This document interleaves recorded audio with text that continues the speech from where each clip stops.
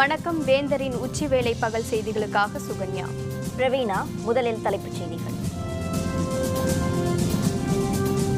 அதிமுக புரட்சித் தலைவி அம்மா அணி தேர்தல் அறிக்கை ஓ பன்னீர்செல்வம் வெளியிட்டார்.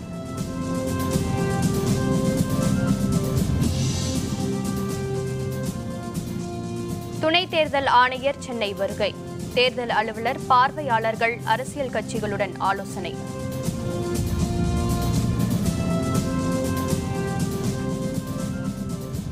ஆறு மாநிலங்களில் லாரி உரிமையாளர்கள் வேலை நிறுத்தம். பல கோடி ரூபாய் வர்த்தகம் பாதிக்கும் அபாயம்.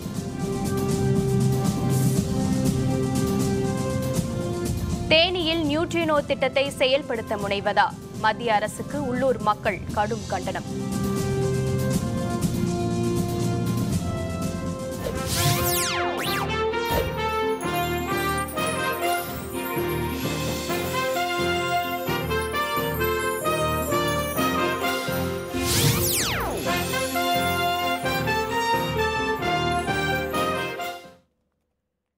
சென்னை ராதாகிருஷ்ணன் நகர் தொகுதி இடைத்தேர்தலில் போட்டியிடும் அதிமுக புரட்சித் தலைவி அம்மா கட்சியின் தேர்தல் அறிக்கை இன்று வெளியிடப்பட்டது. ஆர்கே நகரில் நடைபெற்ற தேர்தல் பணிமனை திறப்பு விழாவில் முன்னாள் முதல்வர் பன்னீர்செல்வம் இதனை வெளியிட்டார். டாக்டர் ராதாகிருஷ்ணன் நகர் தொகுதி இடைத்தேர்தலில் அதிமுக புரட்சித் தலைவி அம்மா கட்சி சார்பில் மதுசூதனன் போட்டியிடுகிறார். அவரை ஆதரித்து முன்னாள் முதல்வர் பன்னீர்செல்வமும் அவருடைய அணியினரும் முனைப்பான தேர்தல் பிரச்சாரத்தில் ஈடுபட்டு வருகின்றனர். இந்நிலையில் ஆர்கே நகருக்குட்பட்ட தண்டையார்பேட்டையில் தேர்தல் பணிமனையை முன்னாள் முதல்வர் பன்னீர்செல்வம் இன்று திறந்து வைத்தார். பின்னர் ஏற்கனவே அறிவித்தபடி தங்கள் கட்சியின் 10 பக்க தேர்தல் அறிக்கையை பன்னீர்செல்வம் வெளியிட கட்சியின் வேட்பாளர் மதுசூதனன் பெற்றுக்கொண்டார். தேர்தல் அறிக்கை 16 பக்கங்களில் அமைந்துள்ளது. தொகுதியில் பட்டா இல்லாதவர்களுக்கு பட்டா வழங்கப்படும், தடையின்றி மின்சாரம், குடிநீர் வழங்கப்படும், இளைஞர்களுக்கு தொழில் பயிற்சி என்பன உள்ளிட்ட 108 வாக்குறுதிகள் தேர்தல் அறிக்கையில் இடம்பெற்றுள்ளன. தேர்தல் பிரச்சாரத்தில் அவருடன் முன்னாள் அமைச்சர்கள் பாண்டியராஜன், செம்மலை மற்றும் ஜேசிடி பிரபாகரன் உள்ளிட்ட கட்சி நிர்வாகிகள் கலந்து கொண்டனர்.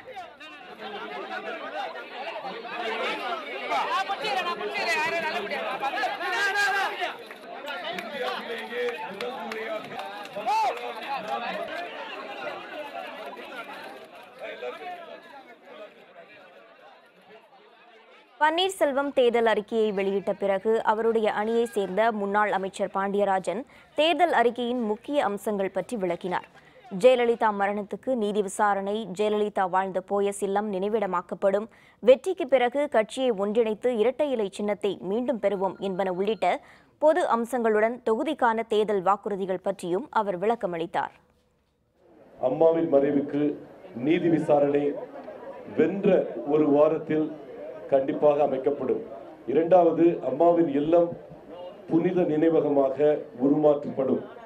மூன்றாவது, அனைத்திந்திய அண்ணா திராவிட முன்னேற்ற கழகம் மீண்டும் அண்ணன் OPS தலைமையில் ஒன்றிணைப்பாகி மீண்டும் இரட்டை இலையை பெற்றிடுவோம். ஒரு மொபைல் MLA ஆபீஸ், நடமாடும் MLA அலுவலக சேவைகள் வெற்றி பெற்ற 3 நாட்களில் இந்த சேவை துவங்கும். நம்ம ஆர்கே நகர் தொகுதியில் மொத்தமே 3 உயர்நிலைப் பள்ளிகள், 2 மேல்நிலைப் பள்ளிகள் அரசு துறையில் இருக்கு. இதை அதிகரிக்க செய்யும் பொருட்டு 2 உயர்நிலைப் பள்ளிகளையும் 1 மேல்நிலைப் பள்ளியையும் அண்ணன் அவர்கள் தன் பதவி காலத்தில் கொண்டு வருவார்கள். மொத்த தொகுதியிலையும் பாதுகாப்பான குடிநீர் கிடைப்பதற்கு இன்னும் 1 ஆண்டிற்குள் அனைத்து பகுதிகளுக்கும் கிடைக்க உறுதியான நடவடிக்கை மேற்படும். நிறைந்த அளவுக்கு இந்த திட்டத்தை விரைவாக செயல்படுத்த முயற்சிகள் எடுப்போம். சென்னை வந்துள்ள துணை தேர்தல் ஆணையர் உமேஷ் சின்ஹா ஆர்கே நகர் இடைத்தேர்தல் குறித்து தமிழக தலைமை தேர்தல் அலுவலர் ராஜேஷ் லக்கானி மற்றும் தேர்தல் பார்வையாளர்களுடன் சென்னை நுங்கம்பாக்கத்தில் உள்ள நட்சத்திர விடுதியில் ஆலோசனை நடத்தி வருகிறார். இன்று பிற்பகல் அரசியல் கட்சி பிரதிநிதிகளுடன் அவர் ஆலோசனை நடத்த உள்ளார். இது பற்றிய விரிவான தகவல்களை தருகிறார் நமது செய்தியாளர் மாரியப்பன். ராதாகிருஷ்ணன் நகர் சட்டப்பேரவை தேர்தலுக்கான வாக்குப்பதிவு அடுத்த மாதம் 12ஆம் தேதி நடைபெற உள்ளது. இந்த நிலையில் தேர்தலுக்கான ஏற்பாடுகள் மற்றும் தேர்தல் விதிமுறைகள் மீதான எடுக்கப்பட்ட நடவடிக்கைகள் குறித்து ஆராய்வதற்காக இந்திய தலைமை தேர்தல் ஆணையத்தின் துணை ஆணையரான உமேஷ் சின்ஹா தலைமையிலான ஆலோசனைக் கூட்டம் சென்னை நுங்கம்பாக்கத்தில் உள்ள தனியார் விடுதியில் நடைபெற்றது. இந்த ஆலோசனைக் கூட்டத்தில் தேர்தலில் நியமிக்கப்பட்டுள்ள பார்வையாளர்கள் இந்த ஆலோசனைக் கூட்டத்தில் கலந்து கொண்டனர். மாநில தேர்தல் அலுவலரான ராஜேஷ் லக்கானி, மாவட்ட தேர்தல் அலுவலர் கார்த்திகேயன் மற்றும் ஆர்கே நகர் சட்டப்பேரவை தொகுதியில் தேர்தல் நடத்தும் அலுவலரான பிரவீன் நாயர் மற்றும் பிரவீன் பிரகாஷ், செலவின பார்வையாளர் அபர்ணா வில்லூரி, சிறப்பு பார்வையாளர்கள் உள்ளிட்ட அலுவலர்கள் இந்த ஆலோசனை கூட்டத்தில் கலந்து கொண்டனர். அதனைத் தொடர்ந்து சென்னை மாநகர காவல்துறை ஆணையரான கரண் சின்ஹா மற்றும் காவல்துறை உயர் அலுவலர்கள் இந்த ஆலோசனை கூட்டத்தில் கலந்து கொண்டனர். இதில் தேர்தல் நடைபெறக்கூடிய ராதாகிருஷ்ணன் நகர் சட்டப்பேரவை தொகுதியில் பணப்பட்டுவாடை தடுக்குவதற்கு என்ன நடவடிக்கைகள் மேற்கொள்ள வேண்டும் என்பது குறித்து துணை ஆணையரான உமேஷ் சின்ஹா பல்வேறு ஆலோசனைகளை வழங்கியுள்ளதாக தெரிகிறது. மேலும் இந்த சட்டப்பேரவை தொகுதியில் இதுவரைக்கும் சுமார் 256 வாக்குச்சாவடிகளில் 26 வாக்குச்சாவடிகள் பதட்டமானவை என கண்டறியப்பட்டுள்ளது. அவற்றிற்கு கூடுதல் பாதுகாப்பு குறித்தும் ஆலோசிக்கப்பட்டது. அதனைத் தொடர்ந்து தேர்தல் விதிமுறைகளுக்காக சுமார் 60 வழக்குகள் பதிவு செய்யப்பட்டுள்ளது. அந்த வழக்குகளின் மீது எடுக்கப்பட்ட நடவடிக்கைகள் குறித்தும் இந்த கூட்டத்தில் ஆலோசிக்கப்பட்டது. அதனைத் தொடர்ந்து இன்று மாலை தேர்தலில் போட்டியிடக்கூடிய அனைத்து கட்சி பிரதிநிதிகளுடன் ஆலோசனை கூட்டம் நடைபெறவுள்ளது. வேந்தர் செய்திகளுக்காக சென்னை நுங்கம்பக்கத்தில் இருந்து ஒளிப்பதிவாளர் மணிகண்டனுடன்.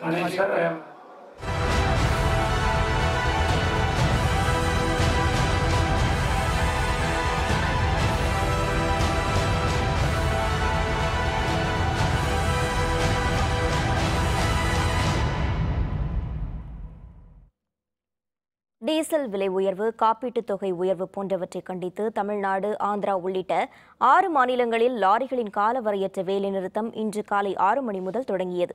இதனால் 9 லட்சம் லாரிகள் இயங்காததால் பல லட்சம் மதிப்பிலான பொருட்கள் தேக்கமடைந்துள்ளன.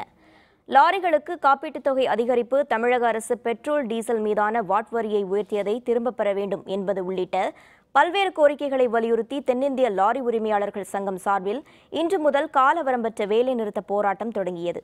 இந்த வேலைநிறுத்தத்துக்கு நாமக்கல் லாரி புக்கிங் ஏஜென்ட்டுகள் சங்கமும் ஆதரவு தெரிவித்துள்ளது. கடந்த 25ஆம் தேதி முதல் வெளி மாநிலங்களுக்கு செல்லக்கூடிய லாரிகளுக்கான சரக்கு முன்பதிவு நிறுத்தி வைக்கப்பட்டுள்ளது. இதன் காரணமாக கடந்த 4 நாட்களாக பல கோடி ரூபாய் மதிப்பிலான பொருட்கள் வட மாநிலங்களுக்கு செல்லாமல் பல்வேறு மாவட்டங்களில் தேங்கியுள்ளன. இதேபோன்று தில்லியிலிருந்து ஆப்பிள், ராஜஸ்தானிலிருந்து மார்பிள் கற்கள், வட மாநிலங்களிலிருந்து இரும்பு, வேதிப்பொருட்கள் உள்ளிட்டவையும் தென் மாநிலங்களுக்கு வருவதில் தடை ஏற்பட்டுள்ளது. டீசல் விலை உயர்வுக்கு எதிர்ப்பு உள்பட 5 அம்ச கோரிக்கைகளை வலியுறுத்தி நடைபெற்று வரும் லாரி உரிமையாளர் வேலைநிறுத்தத்தில் நாமக்கல் மாவட்ட உரிமையாளர்களும் பங்கேற்றுள்ளனர். தமிழகம் உள்பட 6 மாநிலங்களை உள்ளடக்கி தென் மாநில லாரி உரிமையாளர்கள் காலவரம்பற்ற வேலைநிறுத்தத்தை இன்று தொடங்கியுள்ளனர். இந்த போராட்டத்திற்கு ஆதரவு தெரிவித்து நாமக்கல் மாவட்டத்தில் உள்ள அனைத்து லாரி உரிமையாளர் சங்கமும் போராட்டத்தில் ஈடுபட்டுள்ளது. 95% போராட்டத்தில் ஈடுபட்டுள்ளதாகவும் இதனால் நாள் ஒன்றுக்கு அதிகபட்சமாக 20 கோடி ரூபாய் அளவிற்கு இழப்பு ஏற்பட்டுள்ளதாகவும் லாரி உரிமையாளர்கள் தெரிவித்தனர்.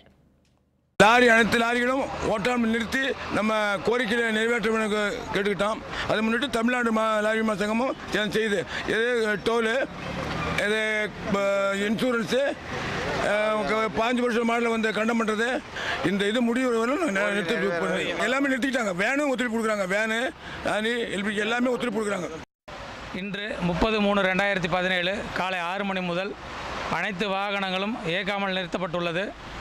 இதில் சில வாகனங்கள், ஒரு 5% வாகனங்கள் தங்களுடைய சொந்த ஊர்கள் செல்வதற்காக இயக்கப்பட்டு வருகிறது. பெரும்பாலான வாகனங்கள் காலை முதலே இயக்காமல் நிறுத்த வருகிறது. இந்த போராட்டம் முழுமையான வெற்றி பெறும் என்று நம்புகின்றோம். காப்பீடு கட்டணத்தை குறைப்பது உள்பட 5 அம்ச கோரிக்கைகளை வலியுறுத்தி கரூரில் உள்ள அனைத்து வகை லாரி உரிமையாளர்களும் வேலைநிறுத்த போராட்டத்தில் ஈடுபட்டுள்ளனர்.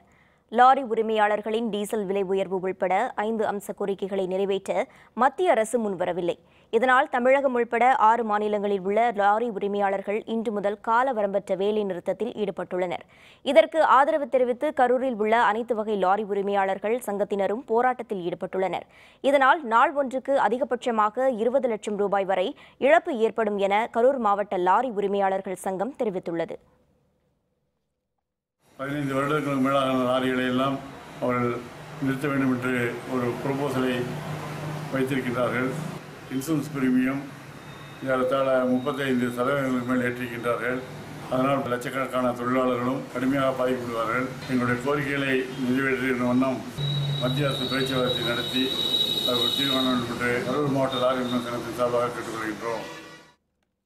மூன்றாம் நபர் காப்பீட்டுத் தொகை உயர்வுக்கு எதிர்ப்பு உள்ளிட்ட பல கோரிக்கைகளை முன்வைத்து தமிழகம் உள்ளிட்ட 6 மாநிலங்களில் லாரிகள் வேலைநிறுத்த போராட்டத்தில் ஈடுபட்டுள்ளன. சென்னையில் பல இடங்களில் லாரிகள் நிறுத்தி வைக்கப்பட்டுள்ளதால் வர்த்தகம் பாதிக்கப்பட்டுள்ளது.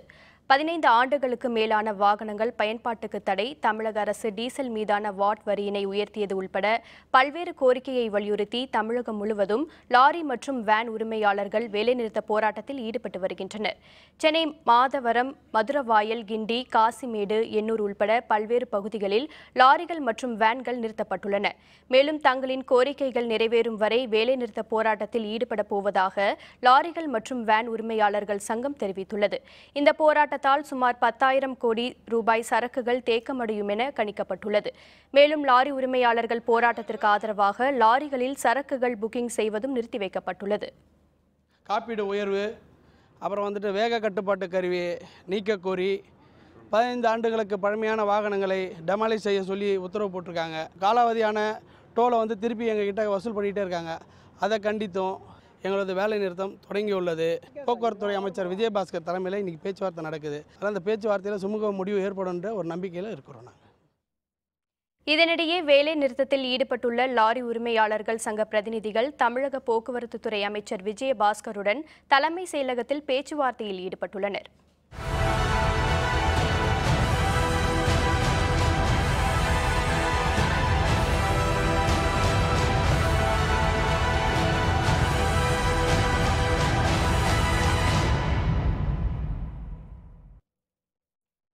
தேனி மாவட்டத்தில் உள்ள அம்பரப்பர் மலையில் நியூட்ரினோ ஆய்வு மையம் அமைக்கும் திட்டத்தில் எந்த மாற்றமும் இல்லை என்று மத்திய அரசு தெரிவித்துள்ளதற்கு மாவட்ட மக்கள் கடும் எதிர்ப்பு தெரிவித்துள்ளனர். மத்திய அரசு கடந்த 2010ஆம் ஆண்டு தேனி மாவட்டம் தேவாரம் அருகே உள்ள அம்பரப்பர் மலையில் நியூட்ரினோ ஆய்வகம் அமைத்து சோதனை மேற்கொள்ளப்படும் என அறிவித்தது.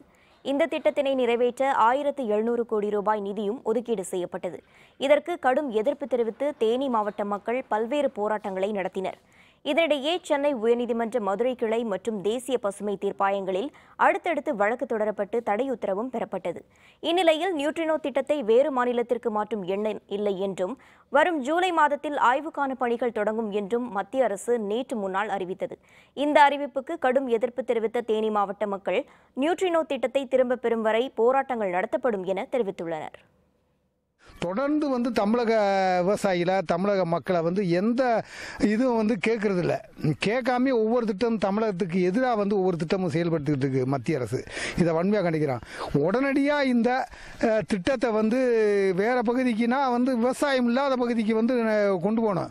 அப்படி தொடர்ந்து இங்கே செயல்படுதுன்னா இந்த மக்களை தட்டி மிகப்பெரிய அளவில் ஒரு போராட்டம் நடத்தும். இந்த பகுதியில் இந்திய நாட்டோட வளர்ச்சி அது அப்படின்னு சொல்லி இங்கே ஒரு திட்டம் நீங்கள் கொண்டு வரீங்க. இதை பாறையை 2 கிலோமீட்டர் குடஞ்சி அதுக்குள்ள டிடெக்டர் வச்சு ஏதோ பண்ணணும்ன்றீங்க. இதுல எல்லாம் எங்களுக்கு விருப்பமே கிடையாது. ஆய்வு திட்டம்ன்றது எங்களுக்கு தேவையில்லை. ஆக்கப்பூர்வமான திட்டம் எங்களுக்கு கொடுங்க. அழிவு திட்டத்தை பூரா இந்த மண்ணில் நீங்க கொண்டு திணிக்க பாக்குறீங்க. அதை நாங்க ஒரு பொழுது ஏத்துக்கிறவே மாட்டோம். இதை கடுமையா எதிர்க்கிறோம். இதுக்காக மிகப்பெரிய போராட்டத்தை நாங்க சந்திப்போம். பவானி ஆற்றின் குறுக்கே தடுப்பணை கட்ட எதிர்ப்பு, பெண்கள் உள்பட ஏராளமானோர் உண்ணாவிரத போராட்டம். விவரம் விளம்பர இடைவேளைக்கு பிறகு.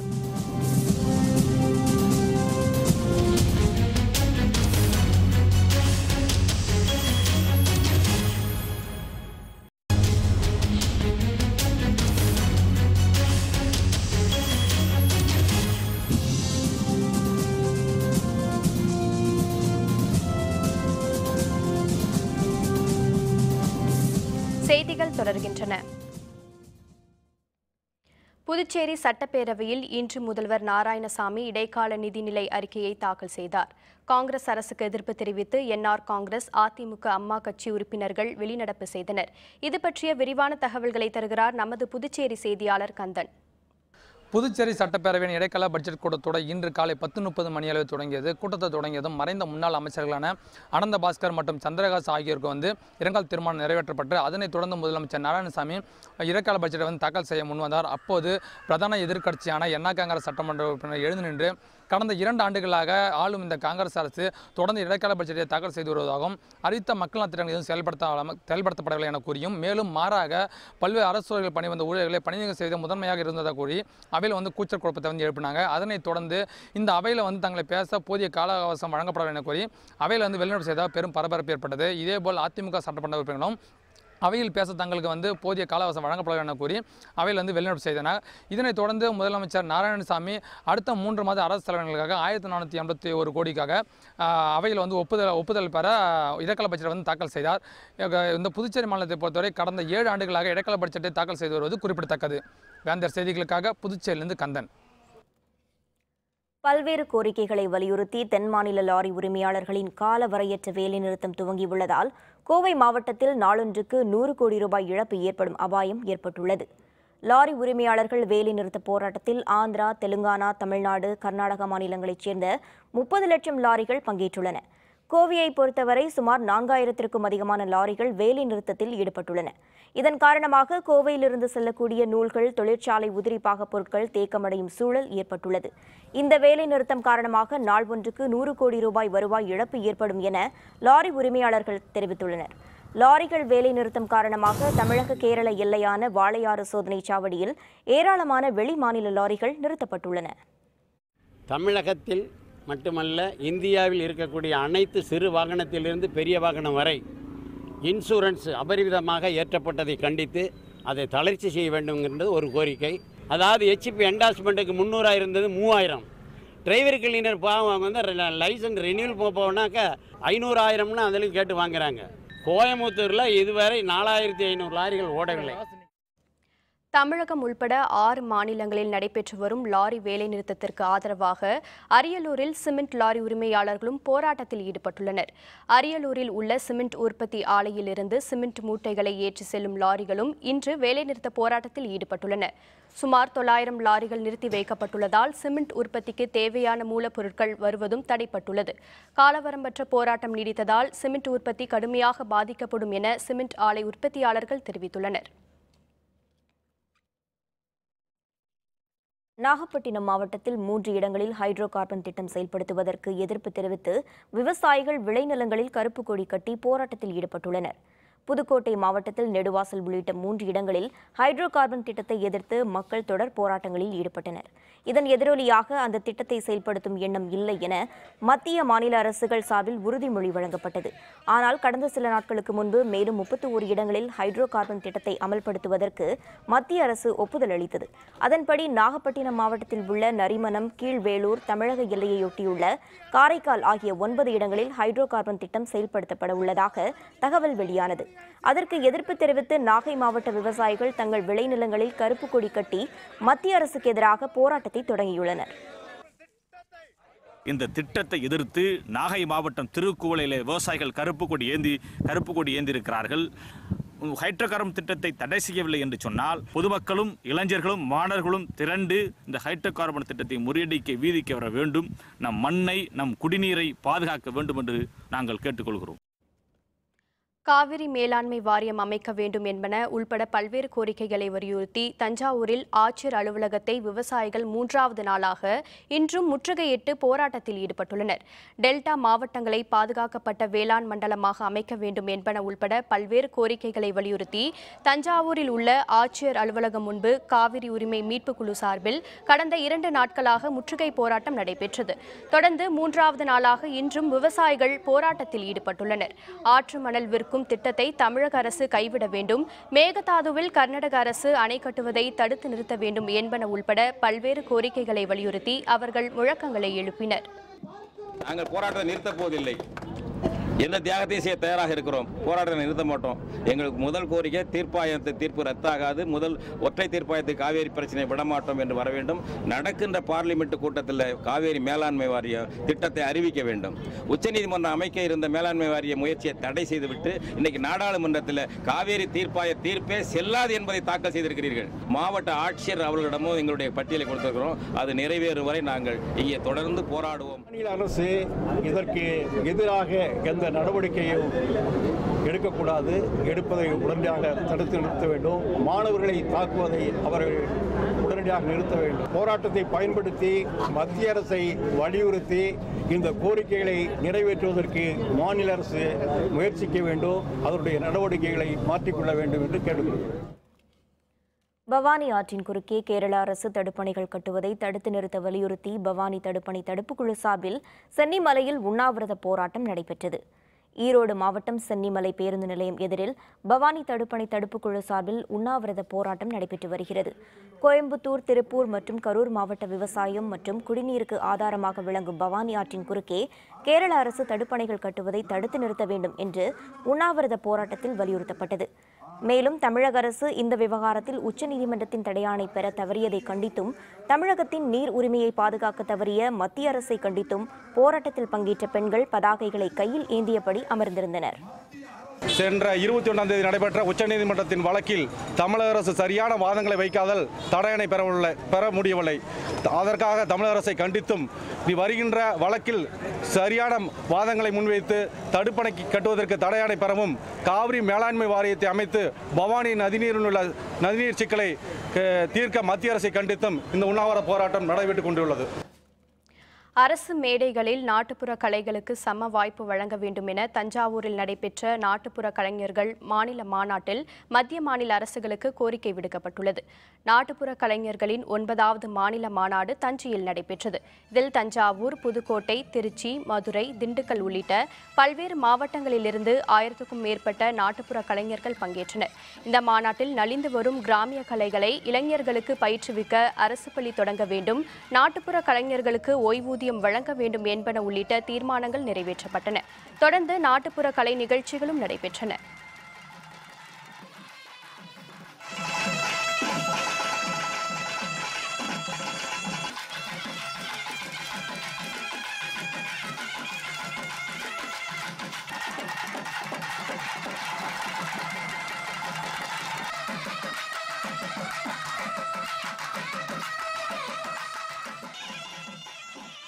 மாவட்டத்தில் உள்ள அத்தனை கலைஞர்களும் வந்திருக்காங்க, வந்து இசை நிகழ்ச்சி நடத்துகிறாங்க. இதோட கோரிக்கை, கலைஞர்களோட கோரிக்கை என்னன்னா, வீடு இல்லாத கலைஞர்களுக்கு வீடு வசதி, சிறந்த கலைஞர்களுக்கு தேர்வு பண்ணி கலைமாமணி விருது, படித்த கலைஞர்களுக்கு ஒரு இசைப்பள்ளி, தனிப்பள்ளி கொடுக்க வேண்டும் என அரசாங்கத்திலிடம் நாங்கள் வந்து ஒப்புதல் வைக்கிறோம். கன்னியாகுமரி மாவட்டம் கொல்லங்கோட்டில் அருள்மிகு பத்ரகாளியம்மன் திருக்கோவில் திருவிழாவில் தூக்க நேர்ச்சை செய்து பக்தர்கள் வழிபட்டனர். கன்னியாகுமரி மாவட்டம் கொல்லங்கோடு அருள்மிகு பத்ரகாளியம்மன் கோவிலில் மீனபரணி தூக்க திருவிழா ஆண்டுதோறும் சிறப்பாக கொண்டாடப்படுகிறது. குழந்தை பேறு இல்லாதவர்கள் இந்த திருவிழாவில் கலந்து கொள்வதன் மூலம் குழந்தை பாக்கியத்தை பெறுவார்கள் என்பது நம்பிக்கை. மேலும் வேண்டுதல் மூலம் பிறந்த குழந்தைகளுக்கு தூக்க நேர்ச்சை செய்வது இங்கே வழக்கம். இந்த ஆண்டுக்கான தூக்க திருவிழா கடந்த 21ஆம் தேதி கொடியேற்றத்துடன் நேற்று தொடங்கியது. இன்று நடைபெற்ற தூக்க நேர்ச்சை விழாவில் அம்மன் வீற்றிருந்த பச்சை பந்தலில் 60 அடி உயரத்தில் தூக்க பக்தர்கள் குழந்தைகளை தாங்கி பிடித்தனர். பின்னர் அம்மை சரணம், தேவி சரணம் என பக்தர்கள் முழக்கமிட தூக்க வில்வண்டியை இழுத்து தங்கள் நேர்ச்சியை நிறைவு செய்தனர். 4 அம்மன் தூக்கம் உள்பட 1462 குழந்தைகளுக்கு நேர்ச்சை நிறைவேற்றப்பட்டது.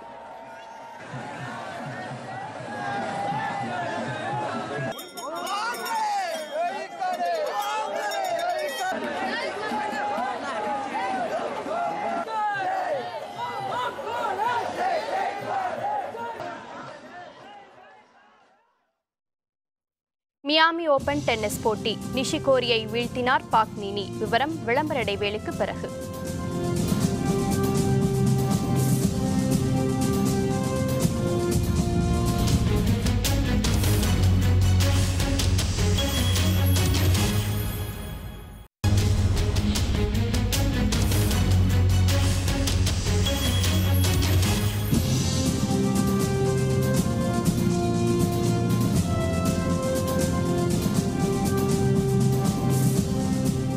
செய்திகள் தொடர்கின்றன. இனி அயலக செய்திகள்.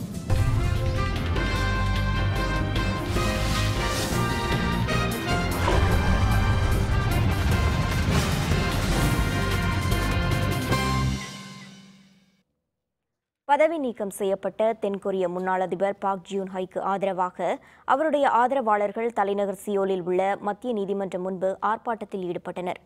தென்கொரிய அதிபராக இருந்தவர் பாக் ஜியூன் ஹை. அந்நாட்டின் முதல் பெண் அதிபர் என்ற பெருமையை பெற்றிருந்த இவர் மீது ஊழல் குற்றச்சாட்டு சுமத்தப்பட்டது. எனவே அவர் பதவி விலக கோரி பொதுமக்கள் போராட்டம் நடத்தினர்.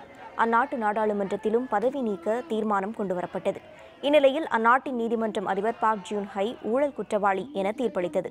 அதைத் தொடர்ந்து அவர் பதவி நீக்கம் செய்யப்பட்டார். மேலும் 60 நாட்களுக்குள் அதிபர் தேர்தல் நடத்தப்பட வேண்டும் என்றும் உத்தரவிட்டுள்ளது. இந்நிலையில் பாக் ஜூனை கைது செய்வது குறித்து நீதிமன்றத்தில் தாக்கல் செய்யப்பட்ட மனு மீது இன்று நடைபெற்ற விசாரணையில் அவர் ஆஜரானார். அவரை கைது செய்யக்கூடாது என முன்னாள் அதிபரின் ஆதரவாளர்கள் நகரின் மத்திய நீதிமன்றம் முன்பு ஆர்ப்பாட்டத்தில் ஈடுபட்டனர்.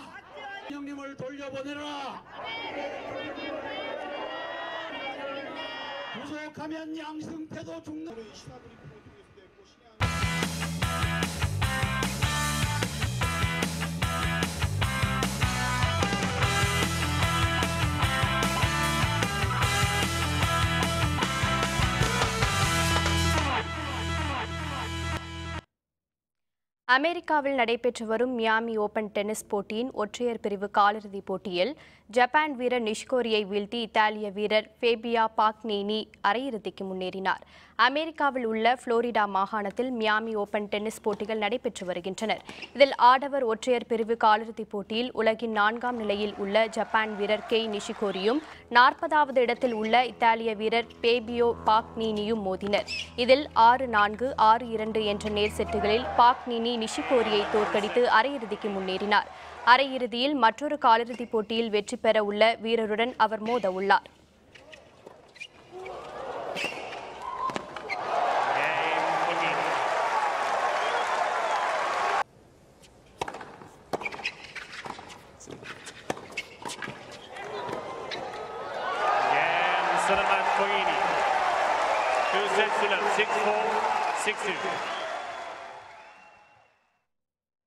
மீண்டும் தலைப்புச் செய்திகள்.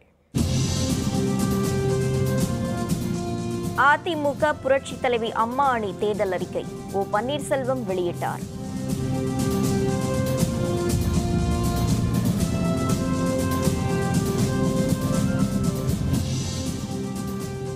துணை தேர்தல் ஆணையர் சென்னை வருகை. தேர்தல் அலுவலர், பார்வையாளர்கள், அரசியல் கட்சிகளுடன் ஆலோசனை.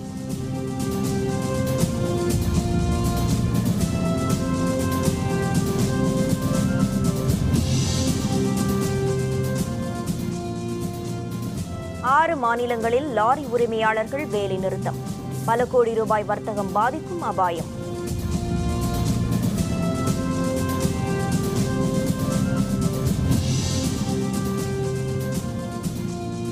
தேனியில் நியூட்ரினோ திட்டத்தை செயல்படுத்த முனைவதா? மத்திய அரசுக்கு உள்ளூர் மக்கள் கடும் கண்டனம்.